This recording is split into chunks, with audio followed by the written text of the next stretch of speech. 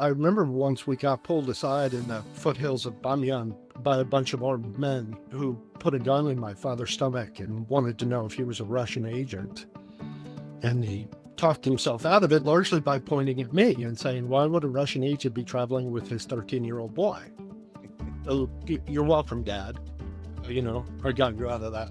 I stopped going to school, didn't tell my mother, and she found out at the end of the school year. And she was so livid that she said, well, you're going to go live with your father. And he was living in Cairo.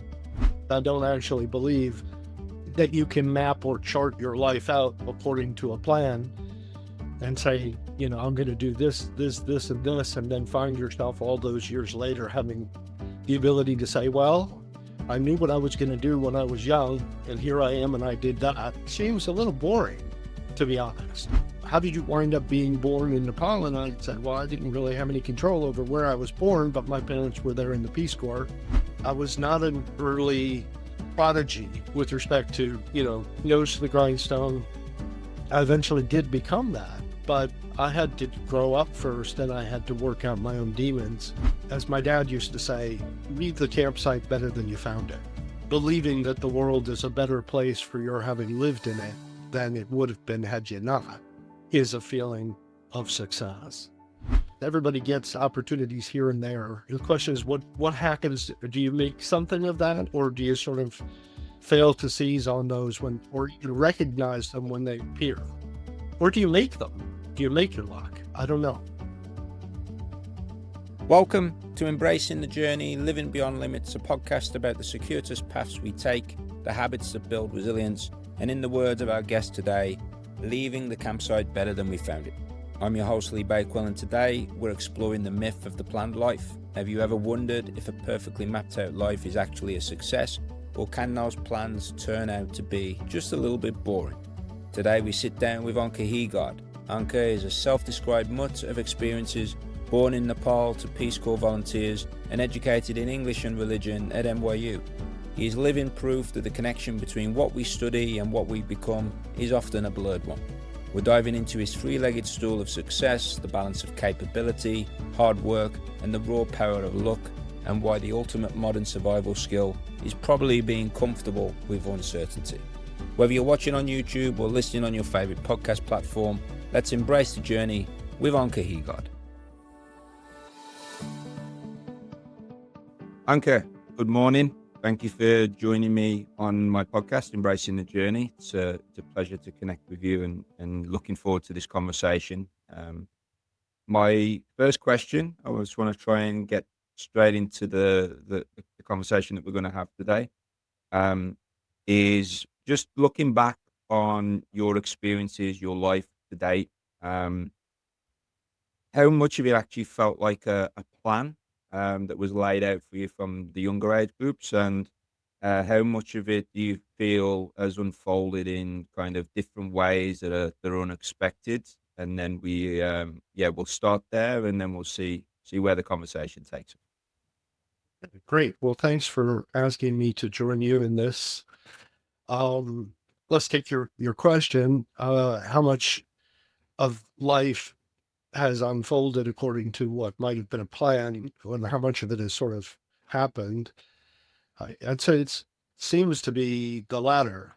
And so I'm sitting here, there's a little bit of a retrospective quality to the conversation. Maybe there's a couple of characteristics in that, right? One is that I was a liberal arts major in college.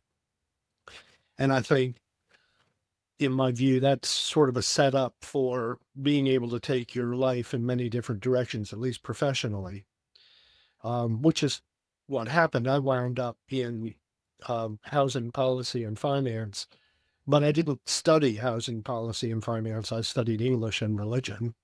If you look at that casually, you might say, well, what's the connection? And how did you get from there to here, or from here to there? And to me, it makes perfect sense. But I admit that there's not a direct, very clear line. It's more sort of fuzzy connection. And then, more broadly, that's just sort of the education to career path. There's that great line, Talking Heads. You may ask yourself, well, how did I get here? And I think at this point, I just turned 60 in February. There's a certain amount of that ringing in my head when you sort of arrive at a particular point in life and you say, well, how did I get here? And and that's worth examination and consideration. And some of it is just serendipity and chance. I mean, I'm very happily married, and all of that flows from a random introduction 35 years ago that could just as easily not have happened. So I think a lot of things are, the way that circumstances unfold and opportunities present themselves or don't, and, what you do with that and how you wind up where you are. And so in the greater scheme of things, I don't actually believe that you can map or chart your life out according to a plan and say, I'm going to do this, and this, and then find yourself all those years later having the ability to say, well, I knew what I was going to do when I was young, and here I am, and I did that. That seems a little boring, to be honest. Are you in a kind of reflective phase currently, or is that something that you constantly have done throughout time, or is that just more the recent years, or um, what is your kind of reflective process? Is that normal for you, or is that something that's come on recently? Um, that's a good question. I think I would say more recently, more reflectiveness. I think in my younger years, I was focused more ahead, and as I've gotten older, perhaps the focus has looked behind me a little bit to um examine the life I've led rather than wonder about the life that I'm going to lead. I think that's natural. I think as people get older, they tend to get a little bit more reflective. I hope that that reflection is useful and isn't necessarily a burden where you start looking at your mistakes and wondering how you could have or should have done things differently. Um, and I've certainly got some of that in that mix, Lee, in the sense that, you look back on the stupid things you've done and you kind of wince. What was I thinking, and why was I being a jerk at that point in my life? We all have those moments, I believe. We do, and we all do have those moments. But I think the important thing is not to let them sort of suffocate you with self-recrimination, but to learn from them and to appreciate maybe the learning experience has gotten you to the point where maybe you're not that jerk that you once were, or maybe you're not going to make that mistake again. And maybe it was painful, but it was also on the positive side, a learning experience that helped make you better, faster, stronger. As a result, I don't think you get better without making mistakes, honestly. Are you an optimist by trade, or has that changed over time? Well, I'll say a couple of things. One is that my that particular perspective is oddly weather dependent. I'm much more optimistic when the sun is shining. Honestly, that's not a metaphor. That's just a factual truth. Yeah, it's a mix. Depends on the situation.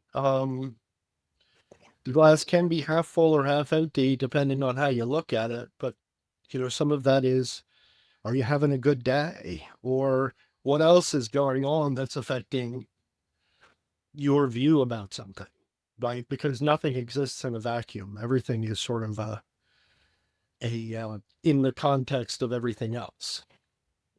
I mean, I'll admit I moved to America. One reason is the weather, because the English weather constantly throughout the year is was definitely a source of. Um, I'd say misery is a strong word for me to use. That's the one that came to mind then. But the grey, the damp, the drizzle, and to at least come to a place where the sky is blue, and even if it's cold, can sometimes make a major difference on my mood. So, um, You obviously you didn't grow up in the US, right? With a name of let me get this correct again.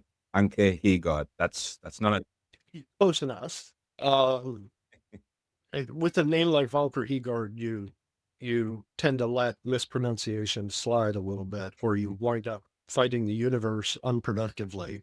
I did actually grow up in the US. So the funny thing is some, with my name, and I guess everybody gets this question sooner or later, where are you from? And that question sort of sparks a more complicated response because I ask, well, what do you mean? Where am I from? Because my name is foreign, or where was I born, or where did I grow up? So, because there's different answers to that, as there are for some people, right? yeah. So, and to make it a little bit weirder, the backstory is that I was actually born in Kathmandu, Nepal, which is always a good sort of say what in a conversation. Um, the name is Danish. My father was a Danish immigrant. He came here when he was 15. My mother is from New Hampshire, and uh, the sort of family history goes back centuries in New England. And I grew up mostly on the east coast of the U.S., though I have lived abroad. So it's a bit of a mixed bag to answer your question. When somebody typically asks you that question, is that that's your not? Because I remember having this conversation off camera before. Is that your normal response to that question these days? Is to realize, well, what specifically do you mean by that?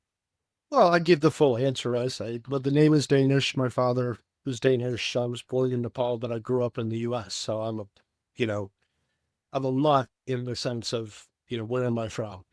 Uh, I guess that's a good conversation, right? Then that usually presages questions about, well, how did you wind up being born in Nepal? And I said, well, I didn't really have any control over where I was born, but my parents were there in the Peace Corps and had extended their stay after that. And I happened to be born in Chantabawan Mission Hospital in Kathmandu in 1966. And it's good because I mean, to be honest, I like the story. I don't have any, I've been back to Nepal a few times in my life, but I don't have any particular memories of that stage of it. I left there at the age of 6 months, and my parents traveled with me as a 6-month-old back west, overland. They were very intrepid people, and I think that has a lot to do with who I am and how I view myself and my life path. That you know they they were they were folks who were sticking their necks out and not afraid of the world, but engaged in the world. And so I think I inherited some of that from them, whether genetically or by upbringing. Right. Yeah. So you said you came to the US when you were 6 months old, but you said you traveled a lot. Did you travel a lot during your kind of formative years, or was that something later on? Did you travel through obviously your mum and dad traveling the globe for a variety of reasons? Yeah, there's some good stories in there. And they were, and I think it's good for conversation here because I think they're very formative for me, and they were at formative times in my life. Um, in particular, there were two experiences. One was when in 1979, my father was working in Kabul, Afghanistan, and my parents had separated, and he was living abroad, working abroad, and he had asked me to come and join him in Kabul for a month or two, and then to drive home in a Land Rover that he bought from the Indian ambassador to Afghanistan. And so at 13, I flew by myself to Kabul, Afghanistan. My mother, brave soul that she was, let me go. And I insisted that I would get myself to the airport. And so I said goodbye to her at the front steps of the house.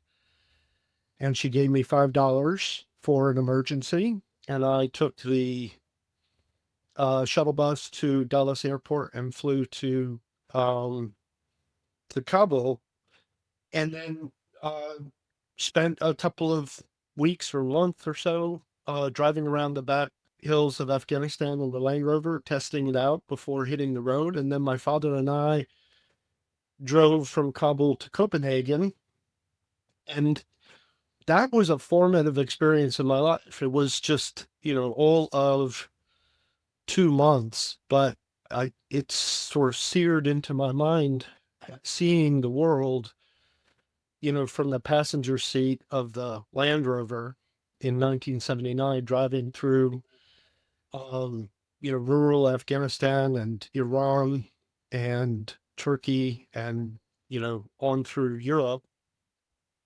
Um, and that really opened my eyes and made me feel like a citizen of the world, or like some connection to people that would otherwise be other to me, right?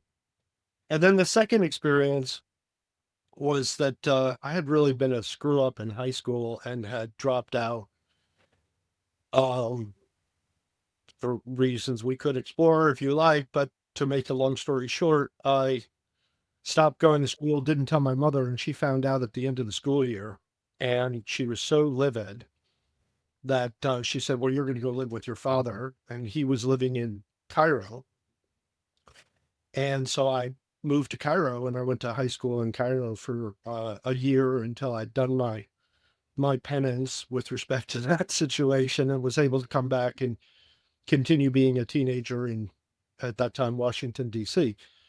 Yeah, it's all a very circuitous path, and there's some sort of a stories within stories about all of that. But it was a formative experience for me to go and live there.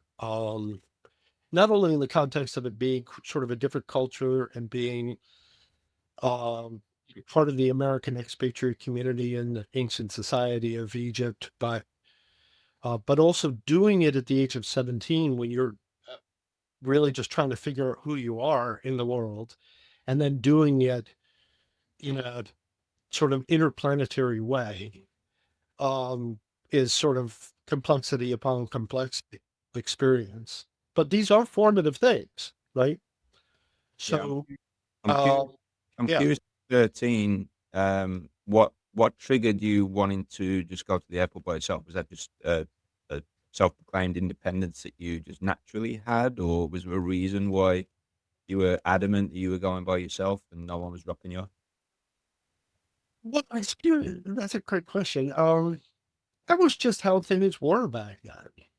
I think today there's much more of a parenting, and I'm part of this, right? I've raised children myself. You're very protective of your kids, and you don't want anything bad to happen to them, and so there's sort of a tendency to want to protect them. But I think at the same time, in doing that, you're not allowing them to grow or learn by making their own mistakes. And it's a tough call for parents, right? Do I want my child to fall down and hurt himself and learn maybe not to do that again? Or do I want to keep my child from falling down and hurting himself?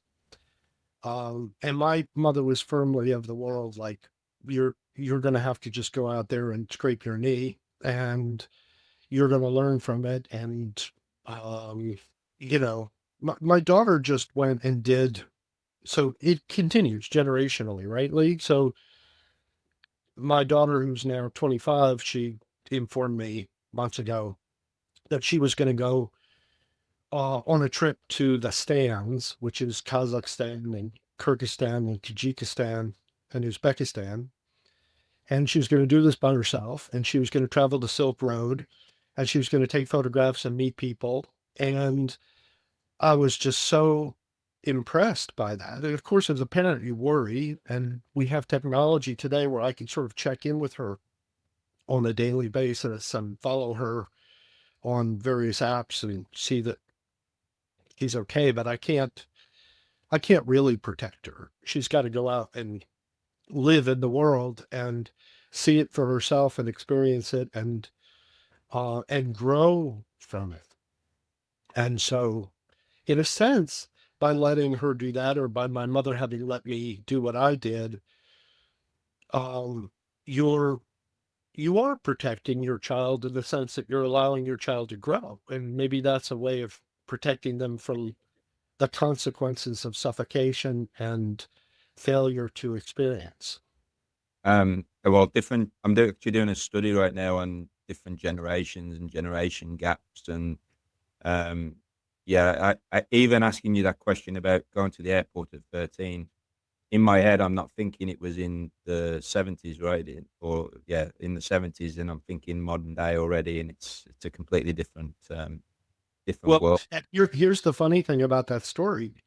When I finally did get home months later, I walked in the front door and I gave my mother the $5 back. And I said I didn't need any emergency money. Did you spend any money at all on that trip, Oh, or of course. And it was mostly symbolic, you know. Thanks for the $5, Mom, but I was fine. Here's your how far would $5 take you back then? What would that get you as an emergency fund? it was just my father was obviously paying for everything. Things were so ridiculously cheap. I remember um gas in Iran was 10 cents a gallon back then. Um, so he made me keep a note. He assigned me the job of being kind of the diarist of the trip. So I still have a notebook where I was writing down how many kilometers a day did we travel, what did we spend on lunch. It's kind of an interesting historical document that I, pull out once. I didn't do a very good job of keeping it up to date throughout the whole trip, but it was that was my assigned role, was to write down how many gallons of gas did we buy, and, how many miles did we cover that day. So I have that as a souvenir. Are you finding your own perspective shifting as you listen? If so, help us grow this community. Whether you're watching or listening, please hit that subscribe button and share this episode with one person who needs to hear this today. Thank you for listening. And what was your dad doing in that part of the world at the time? Well, that's a good question too. The story was that he was working for a company. He was, in fact, working for a company called Commonics, um, under an AID contract to promote the use of fertilizer in an effort to underpin the agricultural economy of Afghanistan. Um, I like read a lot of books, and Graham Greene, he always strikes me as he would have been a great spy. And, so I have this ridiculous fantasy that he wasn't really kind of a liberal do-gooder. He was really, operating, as a covert agent with me as cover story. And in fact, I remember once we got pulled aside in the foothills of Bamyan by a bunch of armed men who put a gun in my father's stomach and wanted to know if he was a Russian agent. And he talked himself out of it largely by pointing at me and saying, why would a Russian agent be traveling with his 13-year-old boy? Oh, you're welcome, Dad. I got you out of that. Does he look like a Russian agent, or is that just the area you were in? To the Mujahideen in 1979, everybody looked like a Russian agent. Yeah. I wanted to go back a little bit to, so you said you studied English and religion in college, right? Yeah. But you also dropped out of high school, and then can you talk to me a little bit about like that path? Like, how do you drop out of high school? How do you end up in college studying English and religion? How much is that connection with school in Cairo? And I mean, what were you doing for a year without your mom finding out what you were doing? My dad actually tells me the same story all the time. Is he used to jump out of school and just go and play football on the local fields. He didn't finish school. I think he dropped out of school when he was like 14 because he never went. Um, how do you navigate that path from not going to high school, ending up in Cairo, that experience, and then into college and studying English and religion? A little bit of luck. and a little bit of maneuvering. Uh, so it was the 10th grade where I started to get into trouble. And part of the backstory there is that, as I mentioned before, my parents had separated. My mother was sort of trying to solo raise 4 children, two of which were disabled. Um, and somewhere in the mix of all of that, I was a relatively directionless kid. And in high school, I went to a very large high school, over 2,000 students. It was easy to disappear. And back then, um, you could just simply stop going to class and it wouldn't really show up until your report card came out. They weren't calling my mother and saying, "Have you seen Anker?" And, you know, in the beginning, it started out cutting class. And in the end, I cut so many classes, I didn't feel like I wanted to go anymore because it was just embarrassing to show up. And it snowballed until I got to the point where just sort of I had to pay the price, which is kind of what led to going to Egypt. Now, here's the funny part of the story, though. When I got to Egypt, I'd failed the 10th grade, but I enrolled in the 11th, and I told them I had passed the 10th grade and I was trying to get my transcript. So they let me enroll in the 11th grade. And about every month or two, I'd get called into the principal's office and asked where my transcripts were. And I kind of just made excuses and said, well, I've been trying to get them. And, I'm trying to get them from the DC public school system. It's a nightmare. They're not answering me. They're 10,000 miles away, et cetera, et cetera. And I managed to string that out for all of the 11th grade and pass the 11th grade. And so I went back to DC and they said, well, you can't enroll in the 12th grade because you didn't pass the 10th grade. And I said, well, I passed the 11th grade. So what's the point of not passing the 10th grade? And I won the argument. They said, well, okay. So I finally got out of that bind. I wouldn't say it was a grand strategy. It was more of kind of a half-assed plan that evolved in real time.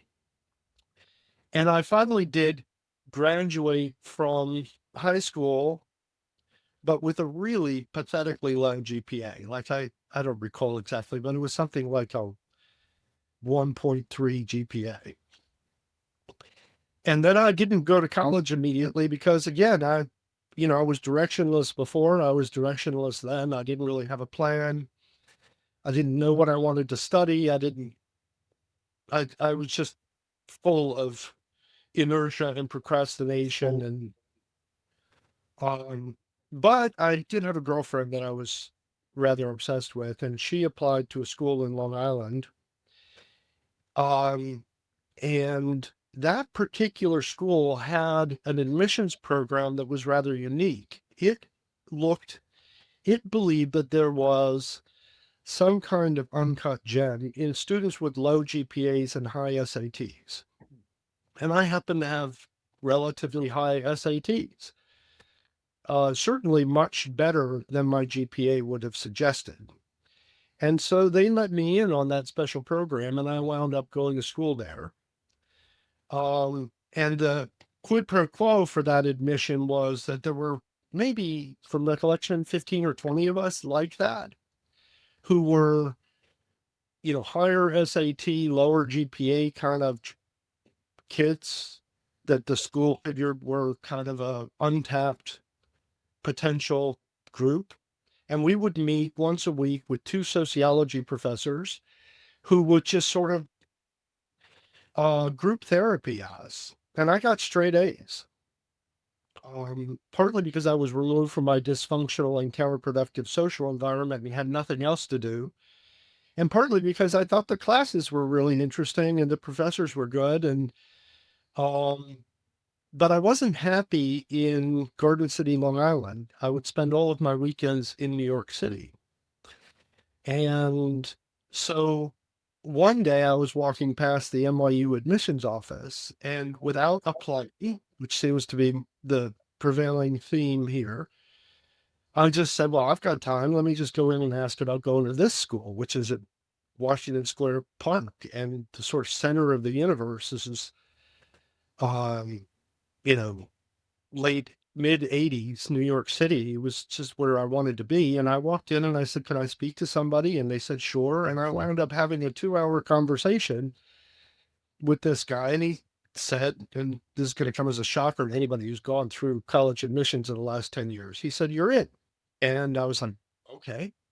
He said, "Just give me a copy of your report card from, you know, the college that you're attending now, just to verify your story."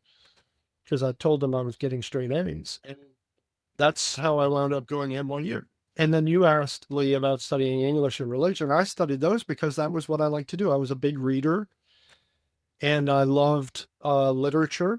And I thought it was a great way to sort of explore meaning and human experience. And these were the things that I sort of cared about more than chemistry or biology or engineering.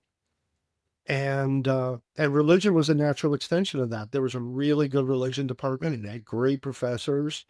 They were asking deep, meaningful questions.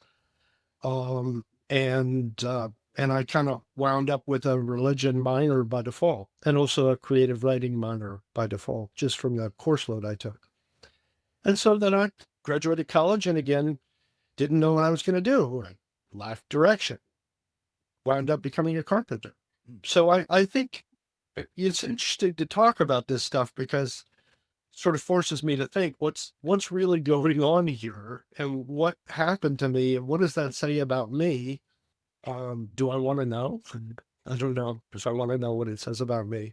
Well, it feels like you were able to negotiate or talk your way into where you wanted to be to a degree, right? Like you come across this phrase recently in an episode I did a couple of weeks ago, is possibility without proof. You didn't have proof of grades per se when you're trying to get into school back in DC after Cairo, and you're able to kind of, I guess, talk your way into different situations without that. Is that fair, or is that misleading to say? One of my great friends of my childhood used to say, if you can't dazzle them with brilliance, baffle them with bullshit. Maybe he was right about that. Yeah, I don't think I don't want the message to be that I believe that, you know, um, it's all just a game and you just have to find a way to, um, circumnavigate the hard work and the actual results. I mean, I think it took me, the truth is, I think it took me a while to settle down and really focus and really become accountable for my own efforts and outcomes. I think that did eventually happen, but a um, I was not an early prodigy with respect to nose to the grindstone. I eventually did become that, but I had to grow up first, and I had to work out my own demons. And and I think I also was very lucky. And I was listening to last night to a documentary about Billy Idol, and he said, um, you know, most of it is luck, and or he said it's all luck, but most of it is what you do with the luck. And uh, I thought that kind of resonated with me because I think you've got to get certain opportunities. Everybody gets opportunities here and there. The question is, what happens? Do you make something of that, or do you sort of fail to seize on those when, or you recognize them when they appear, or do you make them? Do you make your luck? I don't know. I mean, I'm very interested in the idea of like pivot moments in people's careers and lives. Like I didn't know at 17, 18 any idea what I wanted to do. I went into school picking multimedia. This was like 2000 when the internet and websites and stuff were just really starting to get going. And I picked a degree of multimedia computing, which ultimately after 3 years, I was told this isn't going to get you a job. You need to go and do, probably equivalent to a master's or something if you want to get a job in this field. Because it was too general, it was too broad. I had no, I would say I've never described myself as directionless, but that was probably an accurate description of me at 17, 18. Is I picked schools that I I knew I would get into, but I had the potential to get into better schools if I'd had belief in myself or knew what I wanted to do. Um, and then that kind of led to a chain of sequence of events, which ended up me being in America and going into a soccer coaching career, which I never really thought about at 17 or 18. Um, so I think all the opportunities that have been created for me have been through me just kind of following a path and hoping it figures itself out. I think I don't know. Like I did want to travel. I always remember wanting to go to New York. Like that was one thing when I was 14, 15. I'm like, if I can just go to New York at least once, then I'll be happy. And I ended up to traveling all over the West Coast and the East Coast, and um, yeah, I think where I am today, I think I've probably had my fair share of luck in a lot of different situations, and I don't know where that comes from either. Well, I want to seize on something you said because I have a sort of an experience in that space about what's the connection between what you study and what you become. And when I was wrestling with applying to college, I had the idea in my head that I had to know what I wanted to be in order to know what I wanted to study, in order to know where I wanted to go. That that was the logic structure of the problem. So I wound up talking to a lot of my parents' friends who were all at that point mid-career professionals. And I would always ask them, what did you study and what do you do and what's the connection between the two? Just trying to suss out for myself. Like, how does this work? How do I solve this riddle?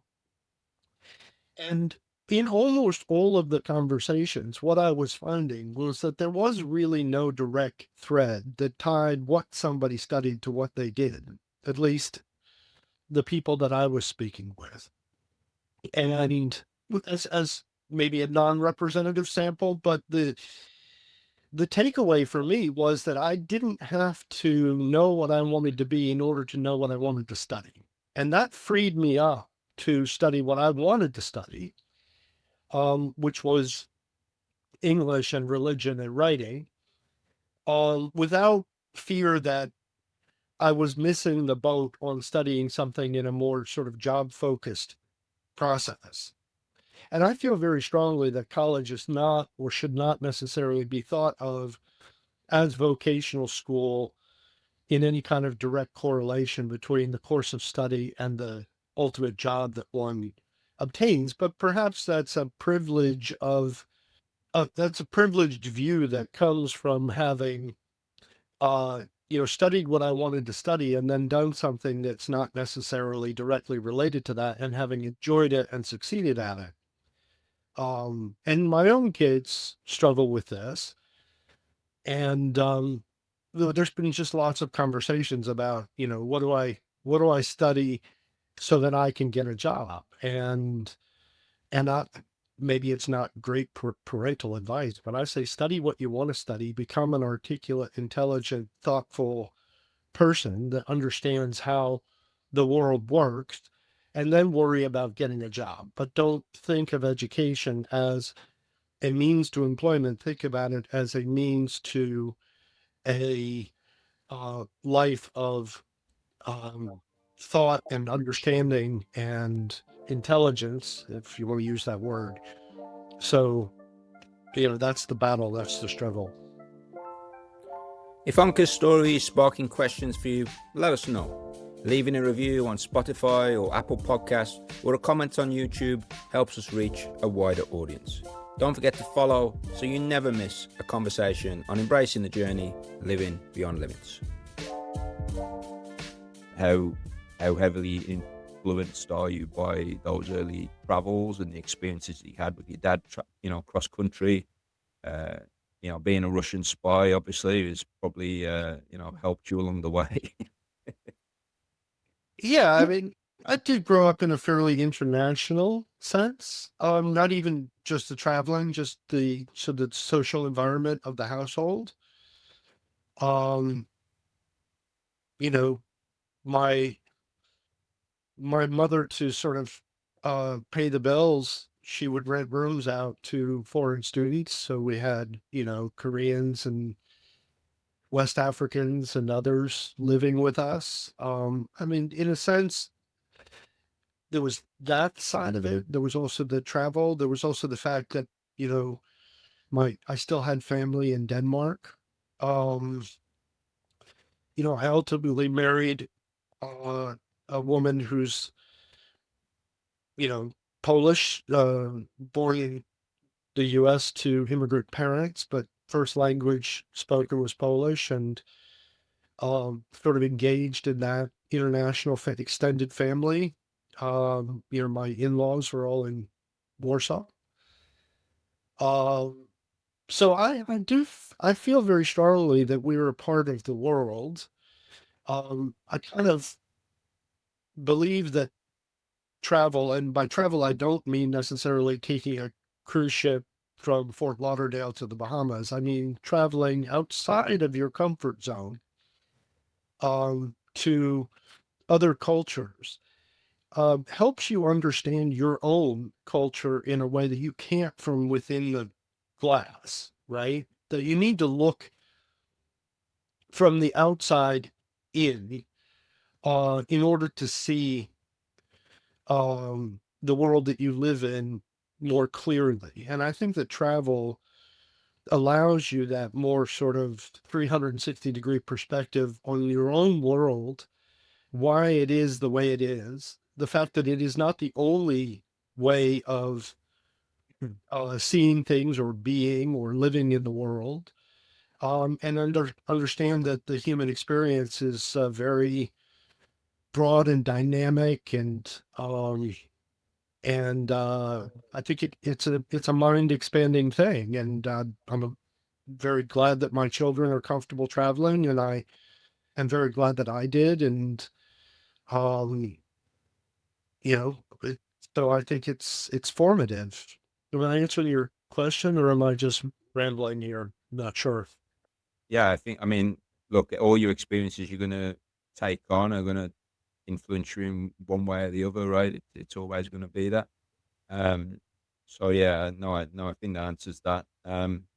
We've talked in the past off camera about this kind of idea of a three-legged stool of success that we've touched on in terms of luck, hard work, and intelligence creating opportunities.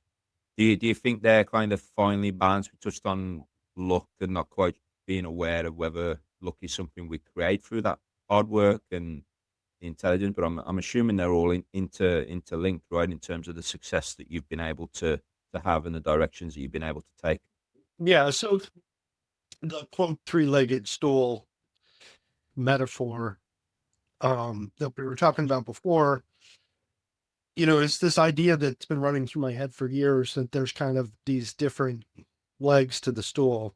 Um, that one is, and in the language you choose to sort of describe them is important. One is luck, opportunity, but there's a lot of other things that it could be. It could just be privilege, the chances that you get by virtue of where you're born in the world.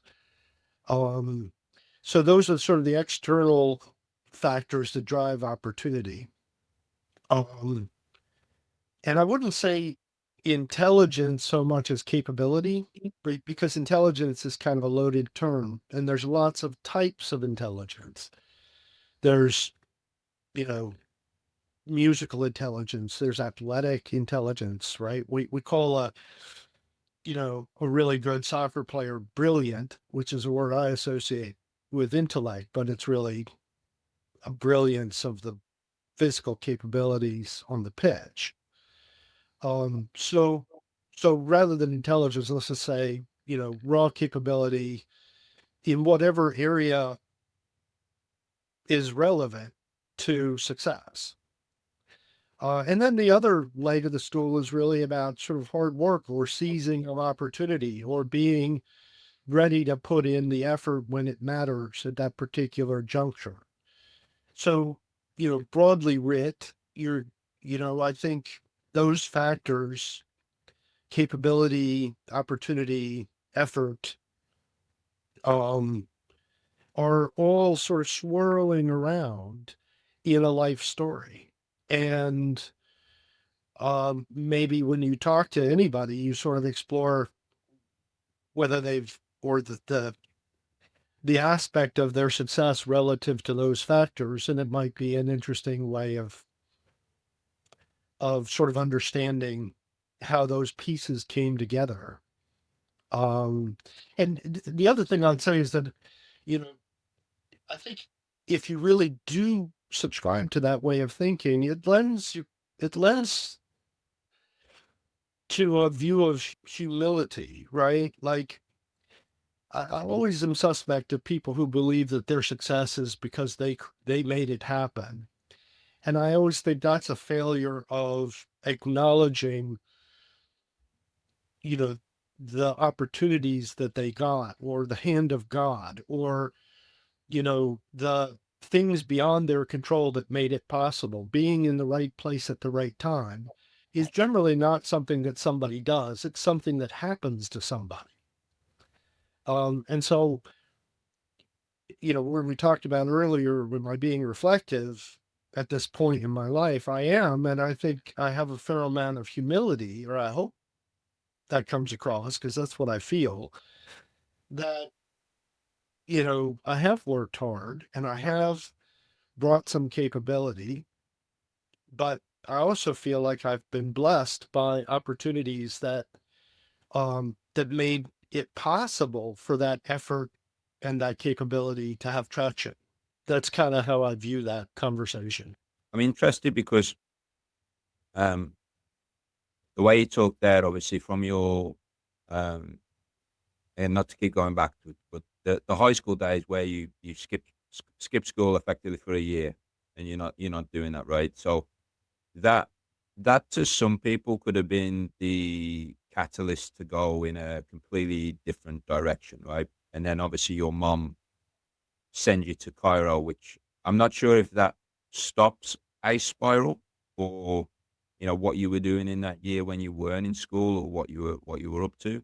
But obviously your opportunities then came in a different way, um, than when you start talk about people with privilege. Like, that wasn't a privilege for you, right? Was that a punishment from your mom to send you to your dad because she had too much to deal with the other siblings, or work, or like, because it could have been easy for you to, I guess, go in a completely different direction. So I guess my question is, when did hard work, when did that adaptive intelligence, for whatever, when did all that start to kick in for you?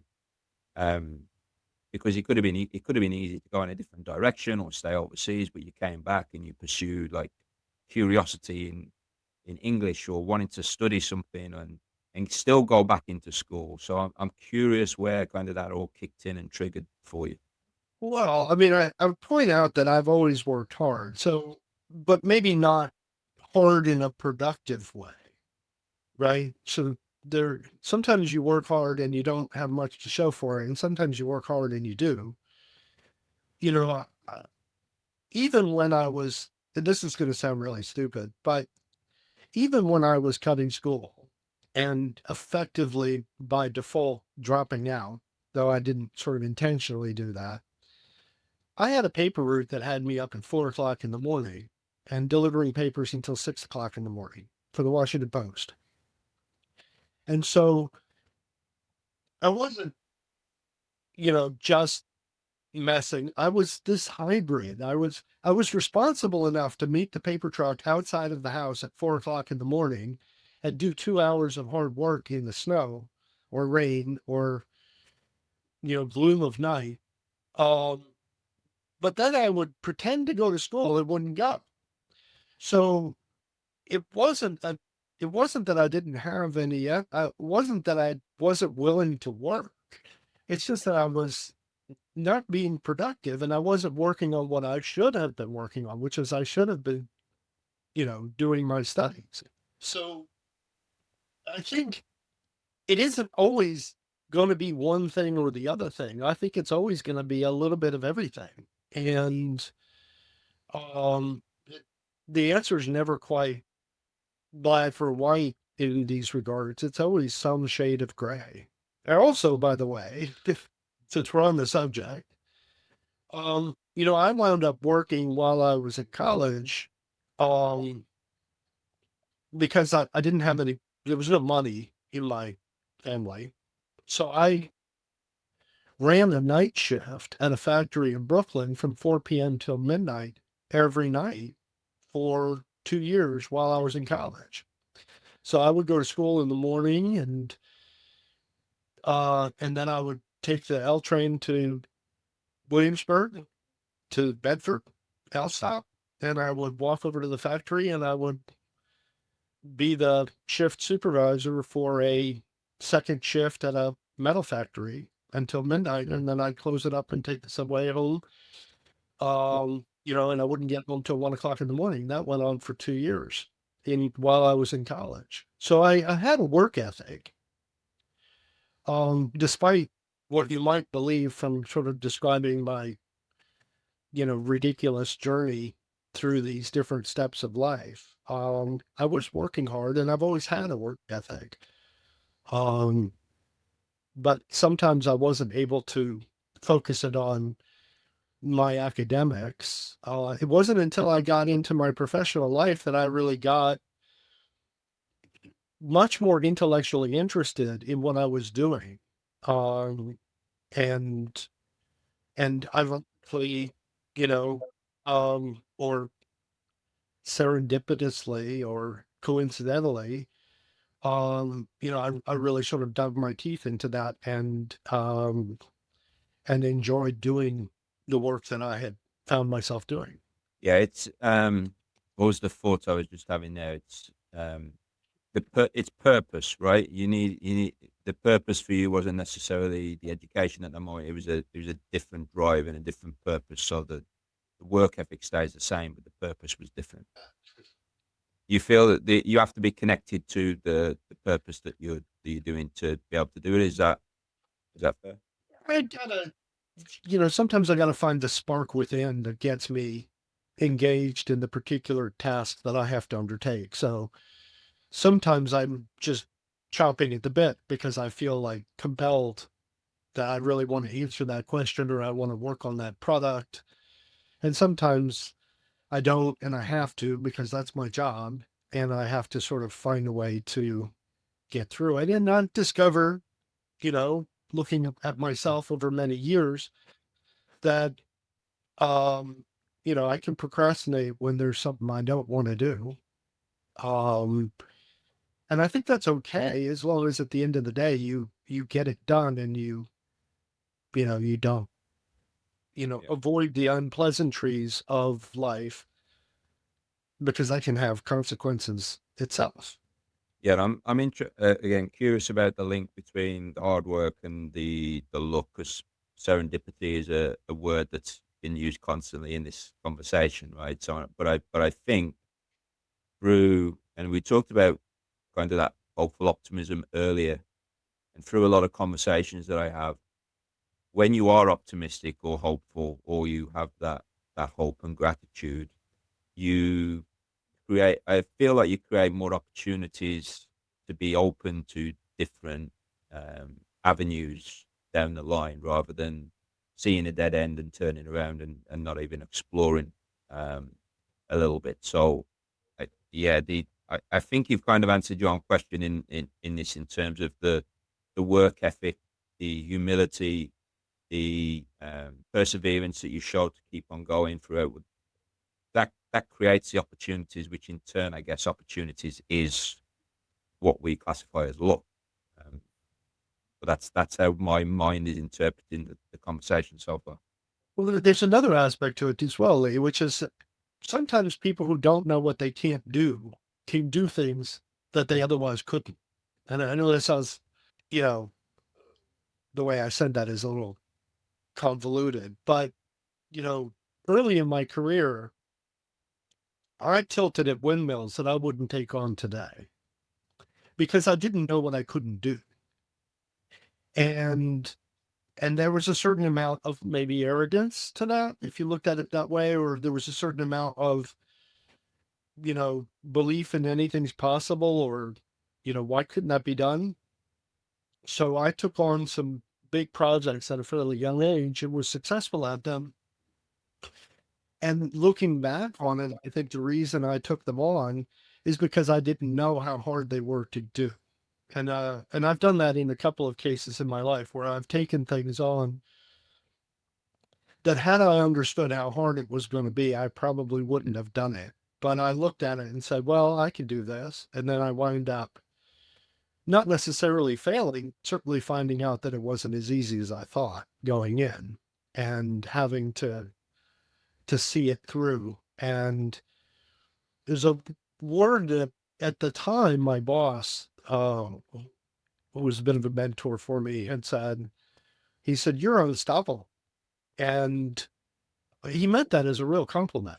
That he believed that that was a really a strong characteristic of what he wanted on his team, was somebody who just didn't know what they couldn't do and wouldn't take no for an answer. That's a qualification, right? And that, I think, characterized some of my early successes, that I just said, sure, I can do that.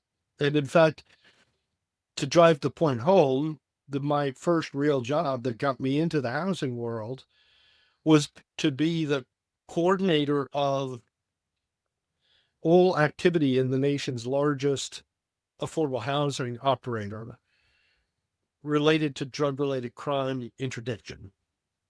And I was 25 and had an English degree and a religion minor and had absolutely no experience in this area. And they hired me for that reason,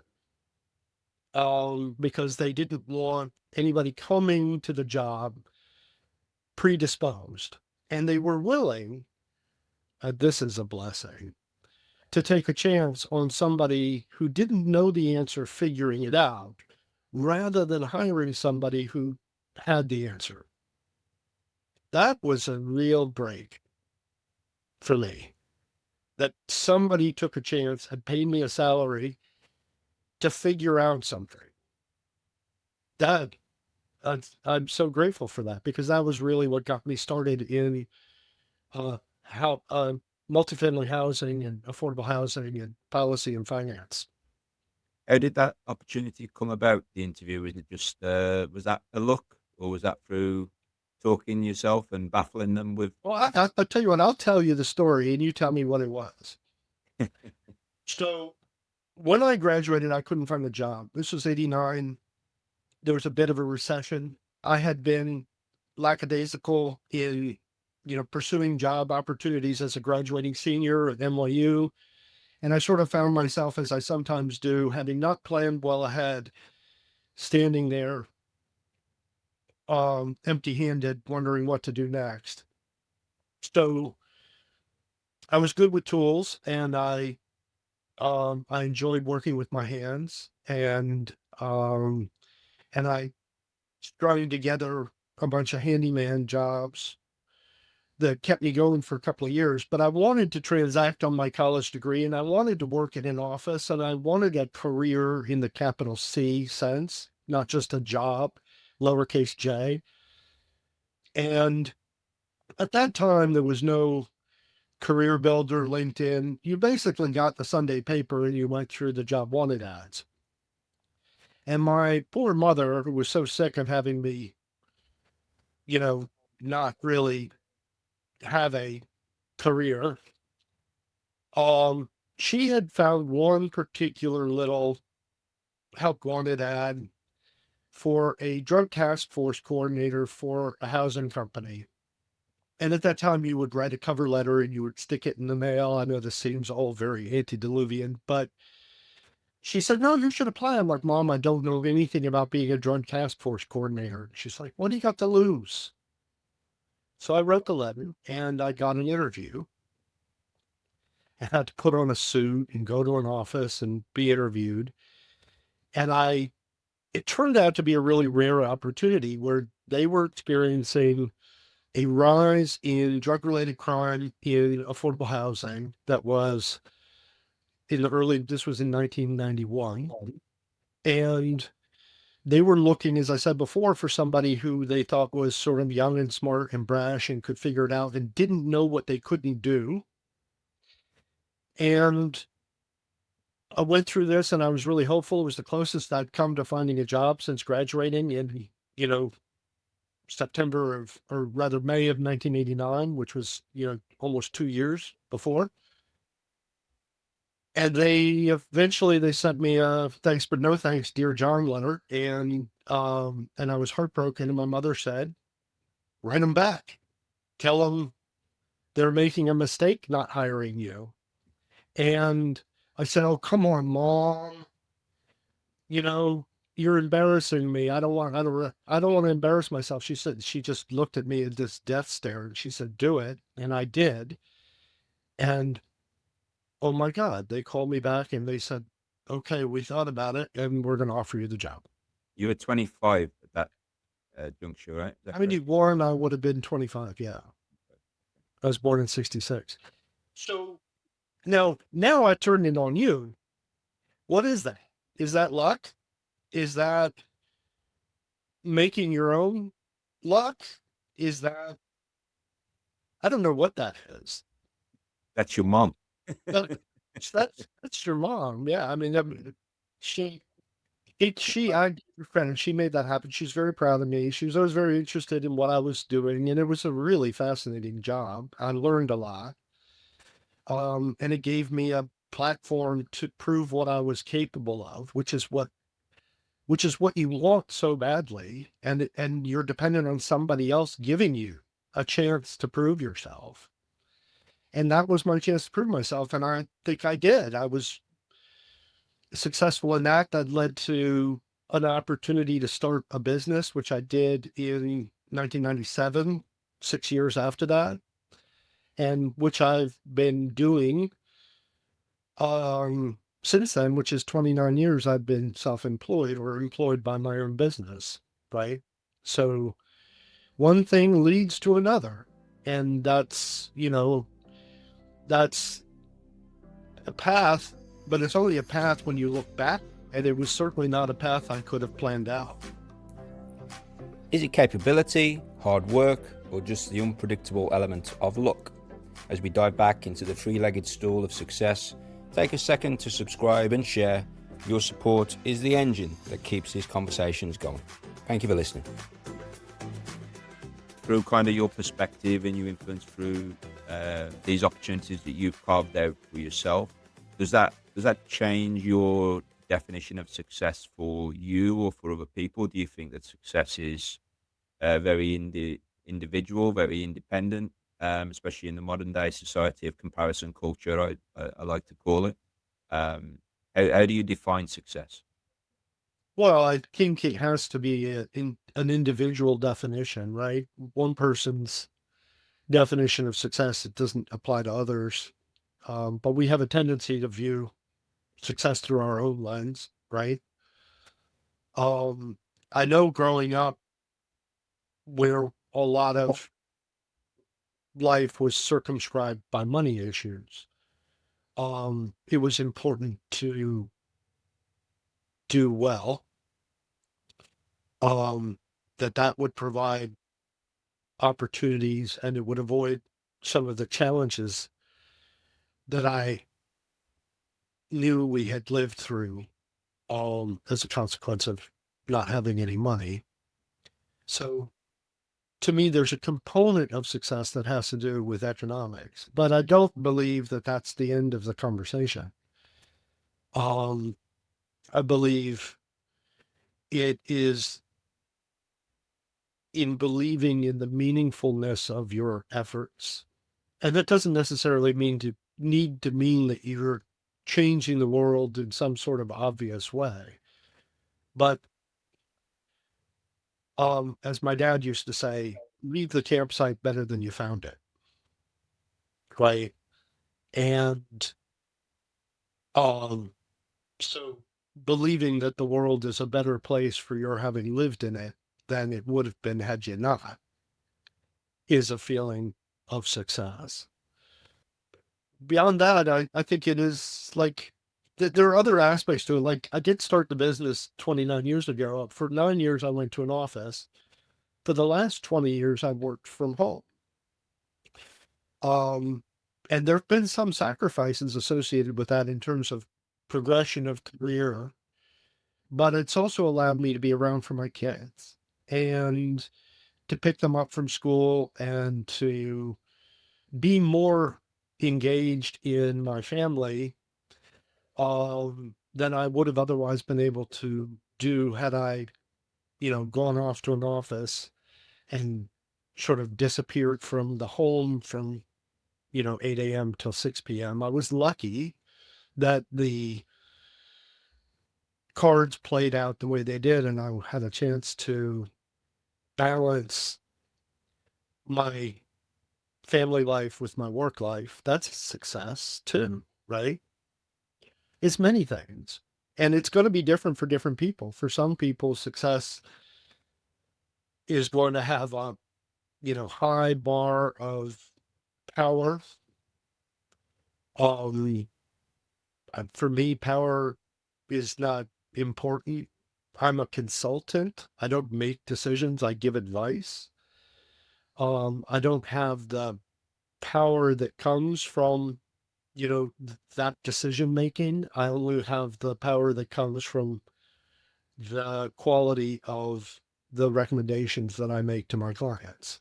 What keeps the work most meaningful for you in that environment? Is it the people? Is it the work? Is it the cause? Is it the purpose? Is it the flexibility? Is there anything that comes to mind that kind of keeps you engaged day by day and keep going? Well, in honesty, it's getting a little bit harder. I mean, at this point, I I can sort of see on the horizon that I might not work forever and that there's maybe other things that I want to do with my time other than sitting at my desk 6 hours a day. You said people, and that resonates with me. The best work experiences are often, for me, are often in sort of productive collaboration with others. And so I really enjoy work when it's with others and through others and has the community that comes with that.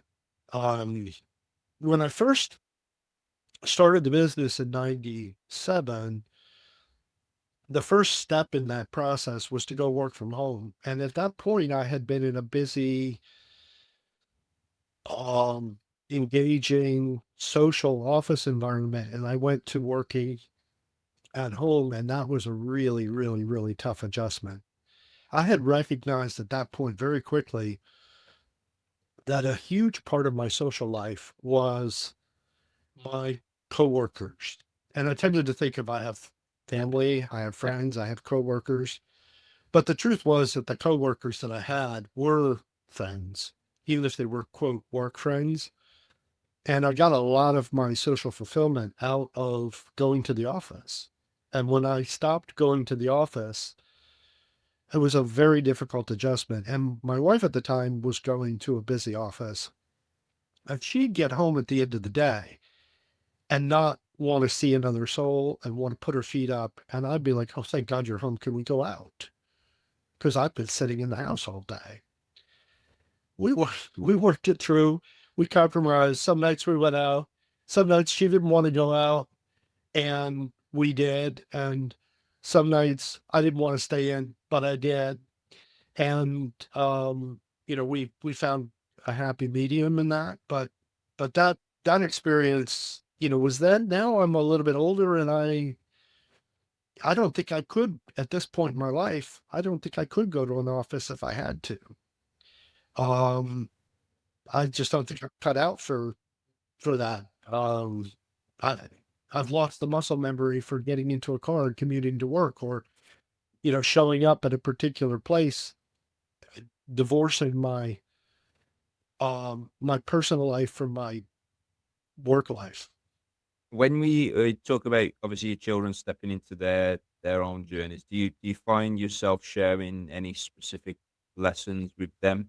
Um, often? Is there something that constantly comes up in conversation with them that maybe you would have shared with yourself when you were younger, or you share with them, or you try and just let them figure it out? It's a combination of things. I do let them figure it out, but at the same time, I do spend a lot of time saying, it's okay, it's going to work out. And they worry, and my son's 21, my daughter's 25. They worry a lot about, um, and the world is an unfriendly place to be 21 or 25, at least in the context of work right now.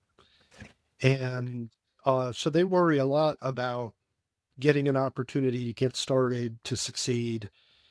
And I'm a little bit more sanguine about it. And I say, it's going to work out. It may not be, what you think it's going to be, but it's going to be okay. So some of it is, it's not telling them what to do so much as helping them understand that it's okay not knowing. Is there something that you think helps you in terms of feeling comfortable with the potential uncertainty of what you don't know is coming? Is it something from your? I mean, obviously, we talked a lot about those childhood years and different aspects there. Is it something that is just an inner belief that that's the optimistic approach, right? Everything will be all right, so I keep going. Do you know where that comfort with uncertainty comes from? Well, it may come from the fact that things, I think, in the grand scheme of things, I think things have worked out for me okay, right? I got uh, a lovely family. I don't know if I say I ever got rich, but I certainly have done well enough to pay the bills and to not worry as much about money on a day-to-day basis. Um, so I think in a sense, it comes from my own sort of retrospective accounting that says I didn't necessarily know how things were going to go. And I think looking back on it, they seem to have gone okay. I didn't have a plan or guarantees, but, it seems to me that that didn't prevent me from having good outcomes. And I think there's something to be said there that if you focus on one particular pathway to happiness, you close yourself off from a lot of others. And so part of the answer is to be sort of open to what the world lays at your feet and to be ready to change course when it's apparent that there's a better option available to you than the one that you had clung to or embraced or identified with, right? And so maybe on a deeper level, you know, we see ourselves as, I want to be this and I want to do that without having ever done this. And how do you know that that's going to be happiness for you? Maybe you believed you wanted to be a courtroom lawyer, and then you go through all the work to get there and you find, well, maybe this isn't what I like doing. And so that's why I think it's important to sort of remain flexible and to, not believe that at the age of 18 or 20 or 22 or 25, that you could possibly even know what it was that was going to make you happy when you were 45 or 50. Yeah, I mean, I don't have children. I have two dogs, but they don't listen to me anyway. But the the message I get out of a lot of these stories that I'm speaking through this podcast is like just the importance of developing those relationships and staying in contact with those networks and those relationships throughout. It seems to be really, really important, right? Because jobs can come and go, the opportunities can come and go potentially. You can have a million no's, and that one yes may be the one that opens up a door for future opportunities. But developing skill sets, traits, curiosity, um, opening up to different relationships and connections and keeping them open, I think, is probably more important than one set path. Yes, well, there's another way of saying that, which is be ready for the luck when it happens. back to the luck. Good luck, chance, opportunity, circumstance, call it what you want. I mean, I don't, some of these words have all kinds of baggage associated with them, but I mean it broadly, in and inclusive of all sorts of other, ways of seeing these things. I think that this is just a category, right?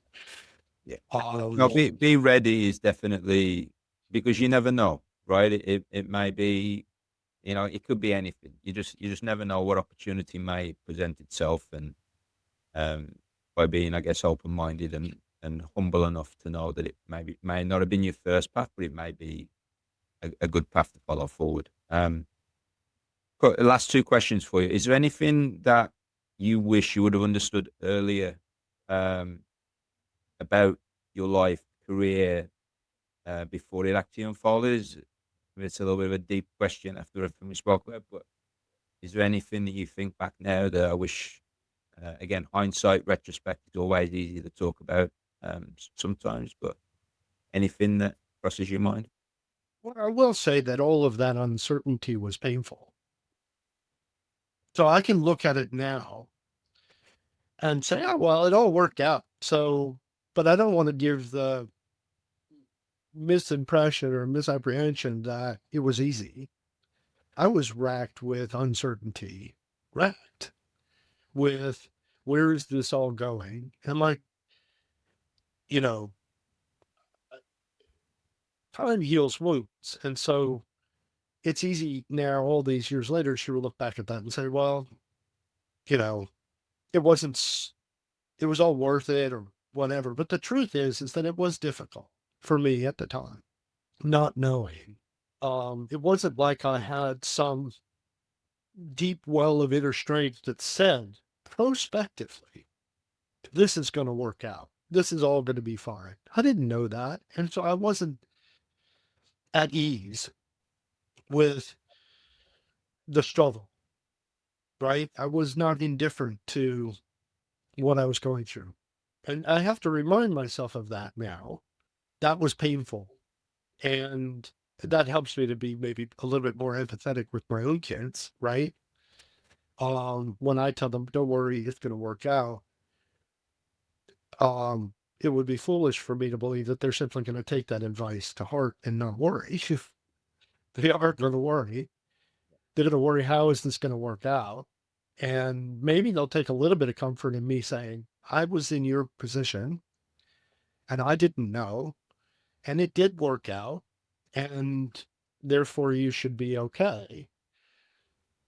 It's just words from dad. It's not going to resolve all of their anxieties.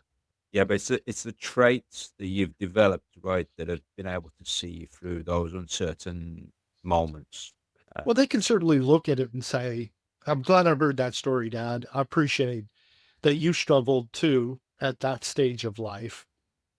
And I take some comfort in knowing that it wasn't the end of you and that you somehow, found peace, happiness, comfort, whatever it is you found on the other side of all of that. But it's still scary to go through that.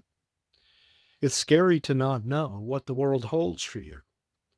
And it's scary to, face all of that uncertainty, um, with bravery and confidence. It's a very difficult thing to do. And so I think that is the human condition, is that, that struggle with the uncertainty of what the world has in store for you, right?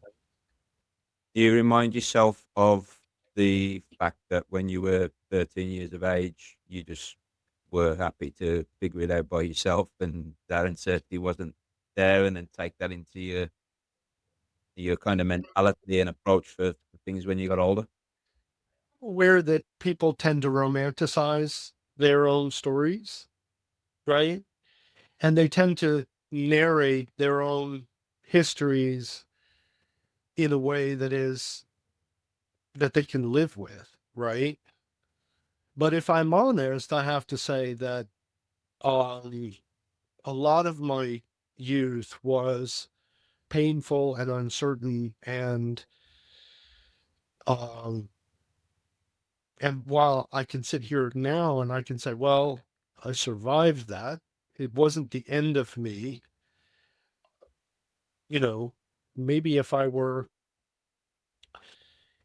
living alone in a dank basement somewhere, I'd have a different view of that those years than I do sitting where I do today. Last question would be, if you did, I guess we've kind of said this too a couple of times, but if you did have to tell your 10-year-old self something today, what would be that final message? That's a hard one. I don't know that my 10-year-old self would have listened to me, first off, because I don't know that I was a good listener at that age. I think in a sense I did feel a little bit alone and had to figure it out for myself. And I could have used moral support and emotional support and coaching that I got. I think my generation grew up, and I've talked to my wife about this, who comes from a very different background, but who have very similar experiences. We grew up with what could best be described as hands-off parenting. We were definitely analog in the sense that we had to figure things out for ourselves. And while that's painful, it is useful, right? That sometimes the best lessons are the most painful ones, right? I never learned anything from winning like I learned from losing. And you could probably relate to that as a coach, that winning feels great. And it's the whole point of being there. But the team that lost learned something that they could take to become better. And so there's something to be gained from the mistakes that you made, that they accrue to improvement, which is a valuable thing. I mean, we're not all born,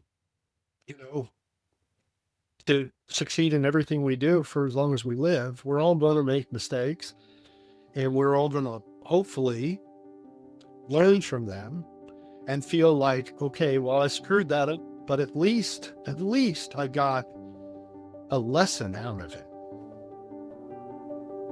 And that is something I'm grateful for. Every time a guest sits across from me, they are taking a leap of faith. They are trusting me with their story, their actual and lived history. And I am deeply honoured that Anker chose to do that today. In the conversations I've had with him, one message always sat underneath everything else. If his journey, with all its analog lessons and painful detours, could help even one person navigate their own uncertainty, then it was a story worth telling. Having been part of this conversation, I am so incredibly thankful that he chose to share it with me and with this podcast. So I'll leave you with this. If your life hasn't followed a straight line or struggles to show that it will, does that make it a failure, or does it make it a masterpiece of serendipity? Whether you're watching on YouTube or listening on your favourite podcast platform, if this conversation resonated with you, please subscribe, leave a review. It's how we reach that one person Anker spoke about. My genuine thanks to Anker Heegaard for his trust and his time, and thank you all for being part of this journey on embracing the journey, living beyond limits. And thank you for listening.